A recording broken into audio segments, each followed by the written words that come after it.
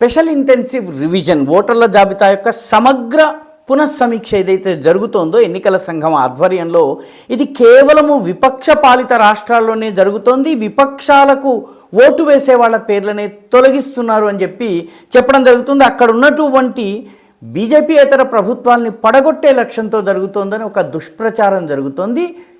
Madhya Pradesh BJP అధికారంలో ఉన్నటువంటి మధ్యప్రదేశ్లో ఉన్నటువంటి 5,31,00,000 ఓటర్లలో 31,51,000 మందిని వేరే చోటకి వెళ్ళినట్టుగా వాళ్ళ పేర్లను వెళ్ళిన కారణంగా వాళ్ళ పేర్లను తొలగించారు. అదేవిధంగా 8,46,000 మంది చనిపోయారు కాబట్టి ఓటర్ల జాబితా నుంచి వాళ్ళ పేర్లను తొలగించారు. 2,77,000 మంది వాస్తవానికి పలు ప్లేసెస్ ఒకటి కన్నా ఎక్కువ చోట్ల వాళ్ళ పేరుంది కాబట్టి తొలగించడం జరిగింది. అదేవిధంగా ఛత్తీస్గఢ్ మొత్తం ఓటర్లు 1,84,00,000 అయితే అందులో 6,42,000 మంది చనిపోయారు.